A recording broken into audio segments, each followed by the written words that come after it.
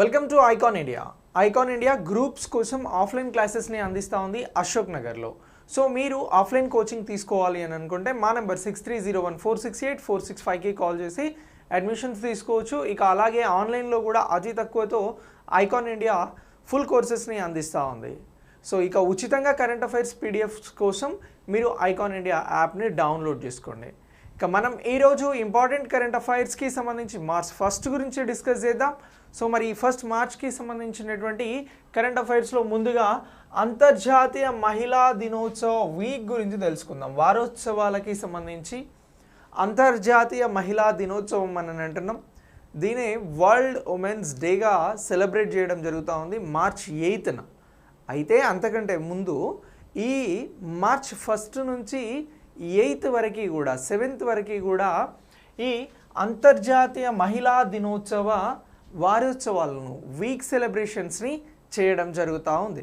So మరి దీనికి సంబంధించి ఈ సెలబ్రేషన్స్ని ఎవరు ప్రారంభించారు అని అంటే మహిళా శిశు అభివృద్ధి మంత్రిత్వ శాఖ ఆజాదీ కా అమృత్ మహోత్సవంలో భాగంగా ఈ మార్చ్ 1న ఈ అంతర్జాతీయ మహిళా దినోత్సవ వారోత్సవాలని ప్రారంభించడం జరిగింది.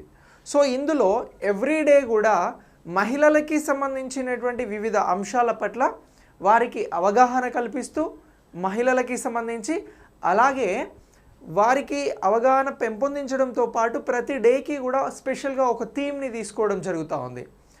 మహిళలకి సంబంధించినటువంటి సామాజిక అంశాలు, మహిళలకి సంబంధించినటువంటి రక్షణ అంశాలు, మహిళలకి సంబంధించినటువంటి అభ్యున్నతికి సంబంధించినటువంటి అంశాలకు ప్రాధాన్యతని ఇస్తూ ఈ వారోత్సవాలని సెలబ్రేట్ చేయడం జరుగుతూ ఉంది.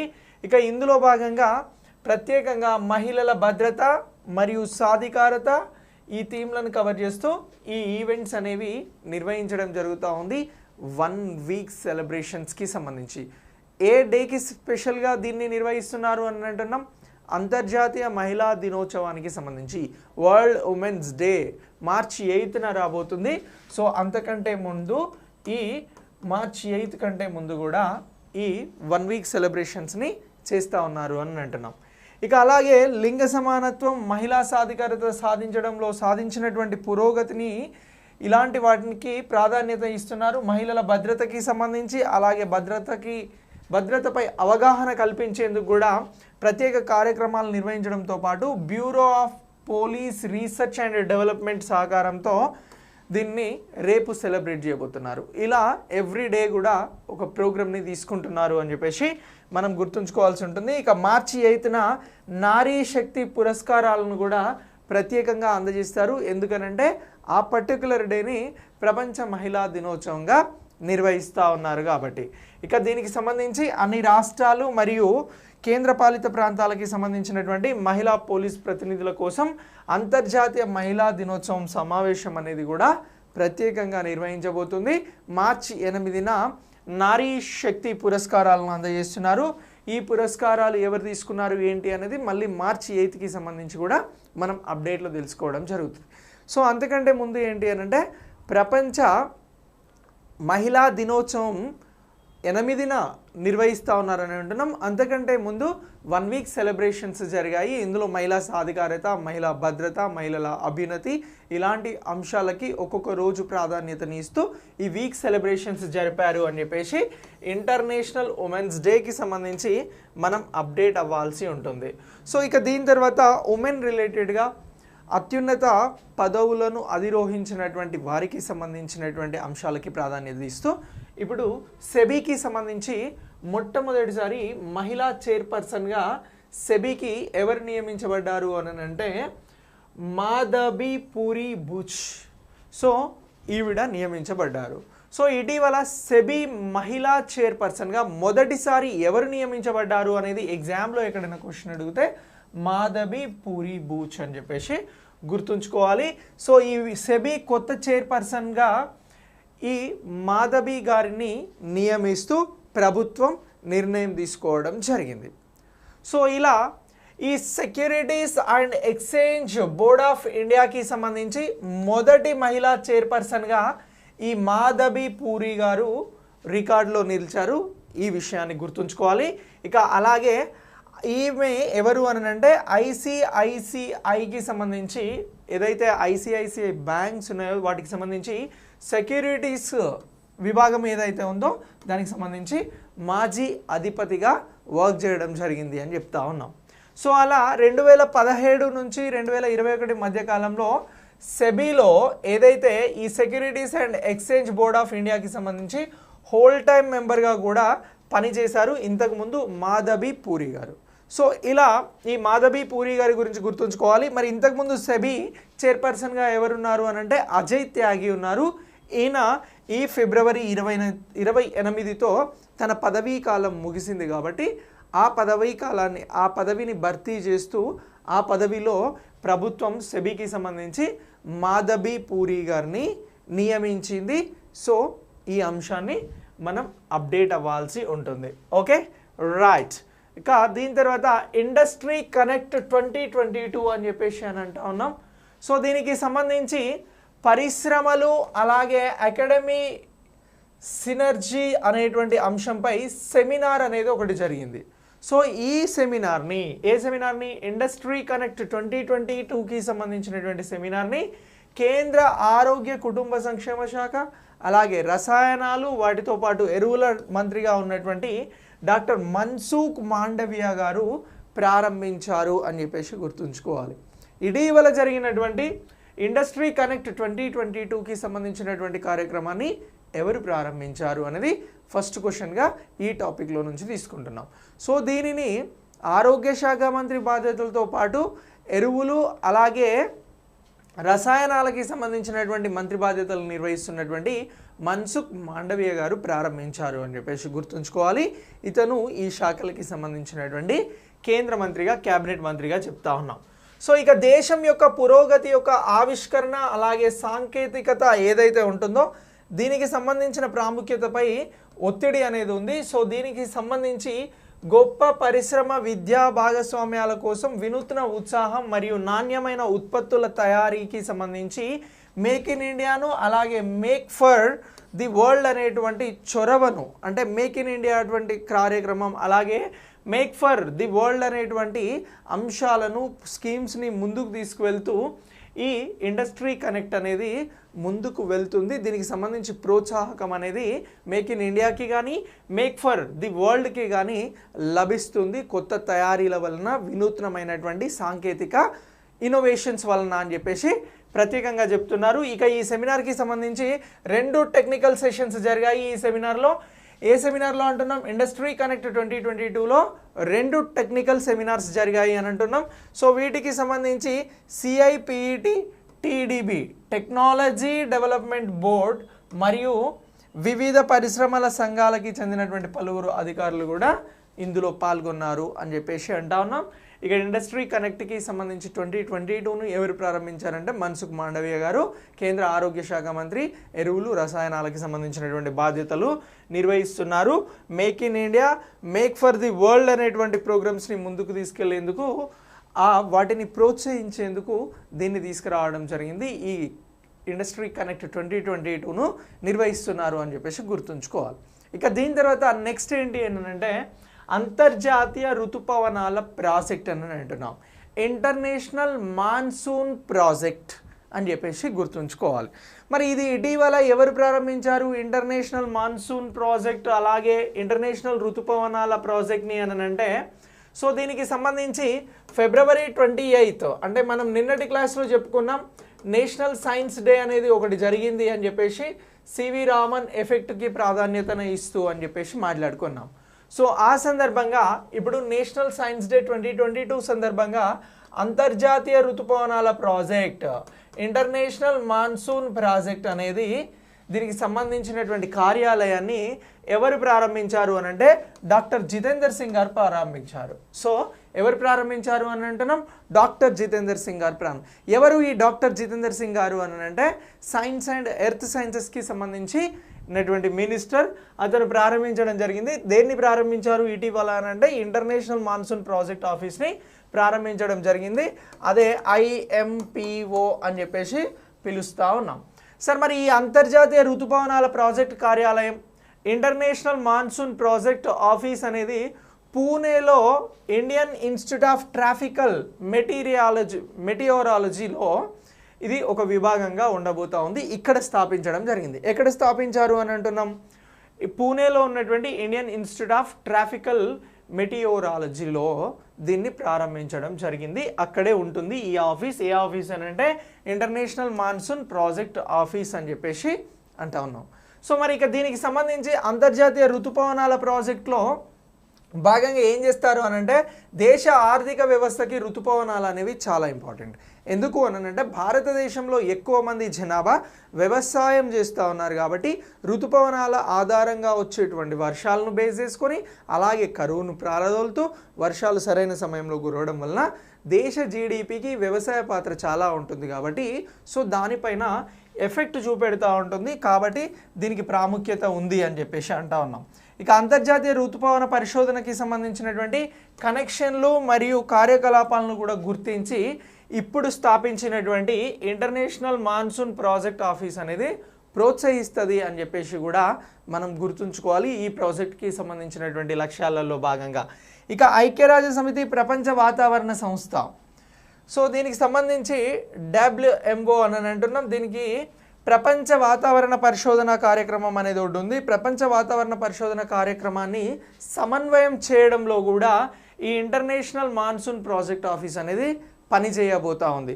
సో ఇలా కీలకమైనటువంటి కార్యకలాపాలలో ఇది పంచుకుంటుంది. ఇక ఋతుపవనాలకి సంబంధించినటువంటి పరిశోధన కానీ దాని జ్ఞానాన్ని ప్రోత్సహించడంలో కానీ ఇప్పుడు స్థాపించినటువంటి ఇది చాలా చాలా ఇంపార్టెంట్. అదే ఇంటర్నేషనల్ మాన్సూన్ ప్రాజెక్ట్ ఆఫీస్ అని అంటున్నాం. ఎక్కడ స్థాపించారు అని అంటే పూణేలో స్థాపించారు అని అంటున్నాం. ఎవరు ప్రారంభించారు అని అంటే జితేందర్ సింగ్ గారు అని అంటున్నాం. సైన్స్ మినిస్టర్గా ఉన్నటువంటి కేంద్ర మంత్రి జితేందర్ సింగ్ గారు ప్రారంభించారు అని చెప్పేసి గుర్తుంచుకోవాలి. ఏ సందర్భంగా ప్రారంభించారు అని అంటే ఫిబ్రవరి 28న జాతీయ సైన్స్ దినోత్సవాన్ని నిర్వహించినటువంటి సందర్భంగా ప్రారంభించారు అని గుర్తుంచుకోవాల్సి ఉంటుంది. ఇక దీని తర్వాత జాతీయ ఆదాయ 2వ ముందస్తు అంచనాలను రిలీజ్ చేయడం జరిగింది అని అంటున్నాం.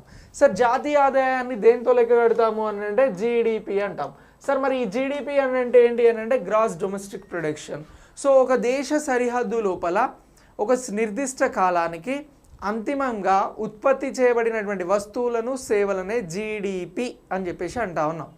మరి ఈ జీడిపికి సంబంధించినటువంటి అంచనాలు అనేవి ఒక దేశానికి సంబంధించినటువంటి వృద్ధి ఎలా ఉంది, ఆర్థిక వృద్ధి ఎలా ఉంది అని తెలుసుకోవడంలో అత్యంత కీలకం.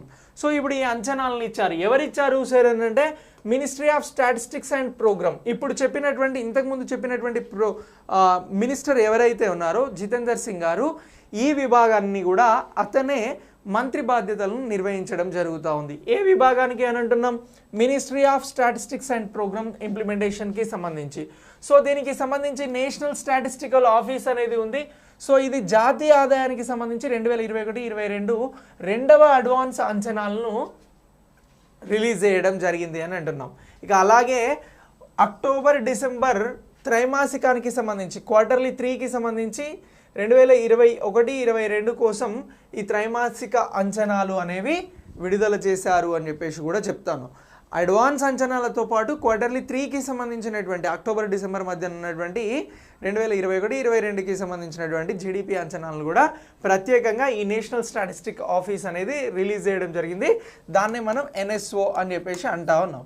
సో మరి ఈ 2021-22 సంవత్సరంలో స్థిరమైనటువంటి 2011-12 ధరల వద్ద ఉన్నటువంటి పరిస్థితులతో పోల్చి చూసినప్పుడు జీడిపి లేదా దీన్నే స్థూల దేశోత్పత్తి అని అంటున్నాం. ఇది ఎంత ఉంది అని అంటే 147.72 లక్షల కోట్లు ఉంది అని చెప్పేసి కూడా ప్రస్తుత అంచనాలు చెప్తా ఉన్నాయి. 2011-12 బేస్ ఇయర్స్ని తీసుకొని చూసినప్పుడు ఎంత ఉంది అని అంటున్నాం? జీడిపి అనేది 147.72% ఉంది అని చెప్పేసి గుర్తుంచుకోవాల్సి ఉంటుంది. ఇక 2020-21 సంవత్సరంలో అంటే గత సంవత్సరంలో సవరించినటువంటి మొదటి అంచనాల ప్రకారం ఇది 58 లక్షల కోట్లుగా ఉంది. దాంతో పోలిస్తే ఇక్కడ 147.72 లక్షల కోట్లుగా కనబడుతుంది. మంచి వృద్ధి కనబడుతూ ఉంది. ఇక 2021-22 జీడిపి వృద్ధి అనేది 8.9% మొత్తం అంచనా వేయడం జరిగింది. అయితే 2020-21లో ఇది కేవలం 6.6% మాత్రమే జీడిపి వృద్ధి అనేది నమోదయ్యింది అని అంటున్నాం. అలాగే 2020-21లో 198.1 లక్షల కోట్లతో పోలిస్తే ప్రస్తుత ధరల వద్ద 2021-22 సంవత్సరంలో నామమాత్రపు జీడిపి అనేది 44 లక్షల కోట్లకు చేరుకుంటుంది అని చెప్తా ఉన్నారు. ఇది 19.4% వద్ద రేటును చూపుతా ఉంది అని చెప్పేసి చెప్తా ఉన్నారు. జీడిపికి సంబంధించినటువంటి గ్రోత్ని ఇక్కడ ప్రత్యేకంగా చెప్పడం జరుగుతూ ఉంది. ఇక 2020-21కి సంబంధించి క్వార్టర్లీ 3 అని అన్నాం కదా, దీనికి సంబంధించి 36.26 లక్షల కోట్లతో పోలిస్తే 2021-22 క్వార్టర్లీ 3కి సంబంధించి ధరల వద్ద ఇది ఎంత ఉంది అని అంటే 22 లక్షల కోట్లుగా అంచనా వేయబడుతుంది. ఇది 5.4% వృద్ధిని కూడా ప్రత్యేకంగా చూపెడుతుంది అని చెప్పేసి ఈ అంచనాలలో చెప్తా ఉన్నారు. సో ఇలా ఈ అంచనాలు అనేవి కనబడతా ఉన్నాయి. ఇక ముందస్తు అంచనాలకి సంబంధించి జాతీయ ఆదాయం యొక్క ముందస్తు అంచనాల బెంచ్ మార్క్ ఇండికేటర్స్ పద్ధతిని ఉపయోగించి వీటిని వెలువరించడం జరిగింది. ఏ పద్ధతిని ఉపయోగించి ముందస్తు జీడిపి అంచనాలను వెలువరించారంటే బెంచ్ మార్క్ ఇండికేటర్ పద్ధతి అని చెప్పేసి చెప్తా ఉన్నాం. ఇక నేషనల్ స్టాటిస్టిక్ ఆఫీస్ అనేది national sample survey office, computer centre, అలాగే సెంట్రల్ స్టాటిస్టికల్ ఆఫీస్ సిఎస్ఓలో విలీనం చేయడం ద్వారా నేషనల్ స్టాటిస్టికల్ ఆఫీస్ అనేది సృష్టించబడింది అని చెప్పేసి కూడా మీరు ప్రత్యేకంగా గుర్తుంచుకోండి. ఏదేది అని అంటున్నాం, ఇది national sample survey office NSSO, అలాగే సెంట్రల్ స్టాటిస్టిక్ ఆఫీస్ CSO, ఈ రెండింటి ద్వారా ఏమొచ్చింది అని అంటే నేషనల్ శాంపిల్స్ ఆర్గనైజేషన్ అనేది స్టాటిస్టికల్ ఆర్గనైజేషన్ అనేది రావడం జరిగింది అని అంటున్నాం.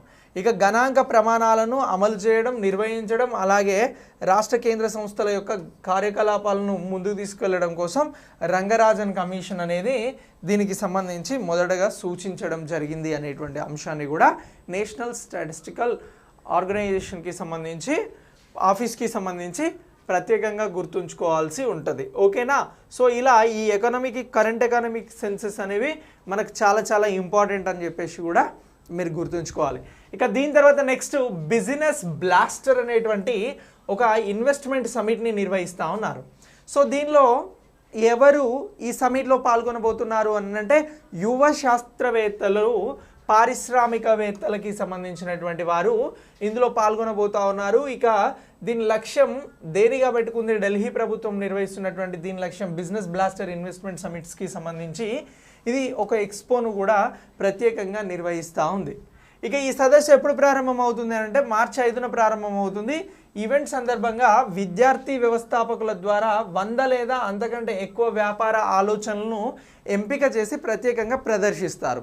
ది బెస్ట్ 100 బిజినెసెస్ ఏవైతే ఉన్నాయో వాటిని ప్రత్యేకంగా ఎంపిక చేసి వాటిని ప్రదర్శిస్తారు ఈ బిజినెస్ బ్లాస్టర్స్కి సంబంధించినటువంటి ఇన్వెస్ట్మెంట్ సమిట్ ద్వారా. ఓకే, ఇక దీని తర్వాత వివిధ పెట్టుబడిదారులకి సంబంధించి తమకు నచ్చినటువంటి ప్రాజెక్టులలో నేరుగా వాళ్ళు ఇన్వెస్ట్ చేసేటువంటి అవకాశాన్ని కల్పిస్తూ ఉన్నారు. ఇక ఈ కార్యక్రమం అనేది ప్రపంచంలోనే అతిపెద్ద ప్రారంభ కార్యక్రమాలలో ఒకటిగా చూస్తున్నాం. అది ఏంటి అని అంటే బిజినెస్ బ్లాస్టర్ ఇన్వెస్ట్మెంట్ కాన్సెప్ట్ అని చెప్పేసి చెప్పాలి. సో ఇక దీని తర్వాత ఈ కార్యక్రమానికి సంబంధించి 3 లక్షల మందికి పైగా 60 కోట్ల సీడ్ మనీని అందించేందుకు దీన్ని లక్ష్యంగా పెట్టుకున్నారు. ఈ కార్యక్రమం మొదటి దశలో జోనల్, అలాగే పాఠశాల, జిల్లా స్థాయిలో నుండి 1000 మంది వ్యాపార ఆలోచనలు ఎంపిక చేయబడతాయి. So innovative business thoughts, ideas ఏవైతే ఉంటాయో వాటిని ఎంపిక చేసి ప్రత్యేకంగా ఎగ్జిబిట్ చేస్తారు. నచ్చిన వారు నేరుగా ఇన్వెస్ట్ చేయవచ్చు అని అంటున్నాం. సార్ మరి ఈ కాన్సెప్ట్స్ అన్నీ కూడా జిల్లా స్థాయిలో, జోనల్ స్థాయిలో ఉన్నటువంటి పాఠశాలలు, కళాశాలల నుంచి తీసుకుంటున్నారు కాబట్టి ఎవరి కాన్సెప్ట్స్ అయితే ఎంపిక చేయబడతాయో తుది ఫలితాలలో వారికి సంబంధించి బిజినెస్ స్కూల్స్ కానీ ఇన్వెస్ట్మెంట్స్కి సంబంధించినటువంటి ఇన్స్టిట్యూషన్స్లో నేరుగా అడ్మిషన్స్ అనేవి కూడా ఇప్పించే ప్రయత్నం చేస్తూ ఉన్నారు. సో ఇలా ఈ కాన్సెప్ట్ అనేది కూడా మనకు చాలా చాలా ఇంపార్టెంట్గా గుర్తుంచుకోండి. ఇక next very very important topic ఏంటి అని అంటే వాతావరణ మార్పుల పైన UN నివేదిక, యునైటెడ్ నేషన్ నివేదిక అనేది ఇచ్చింది. సో ఇప్పుడు ప్రపంచంలో వాతావరణం అనేది ర్యాపిడ్గా చేంజ్ అవుతూ ఉంది. సో ప్రస్తుతం వాతావరణ సమస్యను ప్రపంచంలో ఉన్నటువంటి అన్ని దేశాలు ఎదుర్కొంటూ ఉన్నాయి. మరి ప్రస్తుతం వాతావరణ పరిస్థితులపైన మళ్ళీ UN అనేది ఒక నివేదికను అందించడం జరిగింది. సో ఇది ఐక్యరాజ్య సమితి క్లైమేట్ సైన్స్ ప్యానెల్ ద్వారా రిలీజ్ చేయబడినటువంటి నివేదికగా మనం గుర్తుంచుకోవాల్సి ఉంటుంది. ఇటీవల 2022 ఫిబ్రవరి చివరి వారంలో యునైటెడ్ నేషన్ క్లైమేట్ చేంజెస్కి సంబంధించినటువంటి నివేదికని ఇచ్చింది. ఇది ఎవరి ద్వారా ఇచ్చింది అని అంటే ఇక క్లైమేట్ సైన్స్ ప్యానెల్ ద్వారా ఇచ్చింది అని చెప్పేసి గుర్తుంచుకోవాలి. మరి ఏం చెప్తా ఉంది సార్ ఈ నివేదిక అనంటే ప్రపంచ జనాభాలో సగానికి పైగా ఇప్పటికే పెరుగుతున్నటువంటి ప్రమాదకరమైనటువంటి వాతావరణ ప్రభావాలకి గురవుతున్నారు అని చెప్పేసి ఈ నివేదిక చెప్తా ఉంది. ఫర్ ఎగ్జాంపుల్ ఈ ప్రపంచంలో ఒక 750 కోట్ల మంది ఉన్నారు అని అంటే ఇందులో ఒక 325 కోట్ల మంది ఇప్పటికే వాతావరణ సమస్యలను ఎదుర్కొంటూ ఉన్నారు అని చెప్పేసి 50% పీపుల్ ఎఫెక్టెడ్ బై వెదర్ అని చెప్పేసి చెప్తా ఉంది. సో ఇలా ఈ వాతావరణానికి సంబంధించినటువంటి మార్పు ద్వారా ప్రపంచంలో ఆకలి పెరుగుతూ ఉంది అని చెప్పేసి చెప్తా ఉంది. హంగర్ ప్రాబ్లం వస్తూ ఉంది వరల్డ్లో అని చెప్తా ఉంది. దీని ద్వారా అనారోగ్యాలు ఏర్పడుతూ ఉన్నాయి అని చెప్తా ఉంది. అలాగే ప్రమాదాల పెరుగుదలతో పేదల శాతం కూడా పెరుగుతూ ఉంది అని చెప్పేసి కూడా ఈ యునైటెడ్ నేషన్స్కి సంబంధించినటువంటి తాజా వాతావరణ నివేదిక చెప్తా ఉంది. సార్ ఇలా ఈ నివేదికకి సంబంధించి వీటిని మనం ప్రత్యేకంగా గుర్తుంచుకోవాల్సి ఉంటుంది.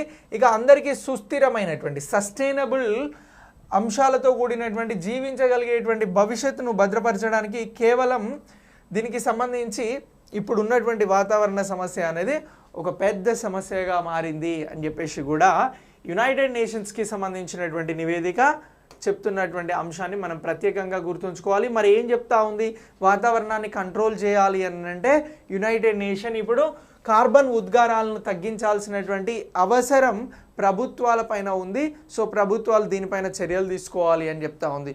సో దానిలో భాగంగానే ఇప్పుడు ఏం చేస్తూ ఉన్నాయి ప్రభుత్వాలు అని అంటే ఫర్ ఎగ్జాంపుల్ భారత ప్రభుత్వం ఏం చేస్తూ ఉంది అని అంటే రెన్యూవబుల్ ఎనర్జీని ప్రోత్సహిస్తూ ఉంది, ఎలక్ట్రిక్ వెహికల్స్ని ప్రోత్సహిస్తూ ఉంది. వీటి ద్వారా కార్బన్ ఉద్గారాలను తగ్గించాలనేటువంటి లక్ష్యంతో. సో ఇలా ఈ అంశాలని గుర్తుంచుకోవాల్సి ఉంటుంది. ఇక 2050 నాటికి ఈ వాతావరణ సమస్యల ద్వారా ప్రధానంగా సముద్రాల పెరుగుదలతో అంటే సముద్రాలు ఇంకా తీర ప్రాంతాలలో ఉన్నటువంటి వాటిని పెరుగుతూ వస్తూ ఉన్నాయి అని చెప్తా ఉన్నారు. ఇక బిలియన్ల ప్రజలు కూడా తీర ప్రాంతాలలో వారి ఆవాసాలను కోల్పోయే ప్రమాదం ఉంది అని చెప్తా ఉన్నారు. ఇక ప్రజలు, జంతువులు, మొక్కలు, ఆర్థిక వ్యవస్థలు, పర్యావరణ వ్యవస్థలు ప్రమాదంలో ఉన్నాయి అని కూడా ఈ నివేదిక అనేది చాలా స్పష్టంగా చెప్తా ఉంది. సో ఈ వాతావరణ సమస్యలు తగ్గించకపోయినట్లయితే ప్రజలు ఇంకా అనేక వ్యాధులు, వేడి తరంగాలు, వాయు కాలుష్యమైనటువంటి తీవ్రమైన సమస్యలను కూడా ఎదుర్కొంటారు అని చెప్పేసి గుర్తు చేస్తూ ఉంది. ఇక దీంతో పాటు వ్యవసాయ రంగంలో ఇది ఒక పెద్ద సమస్యగా పరిణమించబోతా ఉంది అని కూడా ఈ నివేదిక చెప్తా ఉంది. వాతావరణ మార్పుల వలన వ్యవసాయ రంగానికి సంబంధించి ఋతుపవనాలు కానీ సరైన టైంకి వర్షాలు రాకపోవడం జరుగుతూ ఉంది. సో దీని ద్వారా పంటలు పండే అవకాశం ఉండదు. సో ఇది వ్యవసాయ రంగానికి సంబంధించి తీవ్రమైన ప్రభావాన్ని చూపేటువంటి అవకాశం ఉంది అని చెప్పేసి కూడా చెప్తా ఉన్నారు.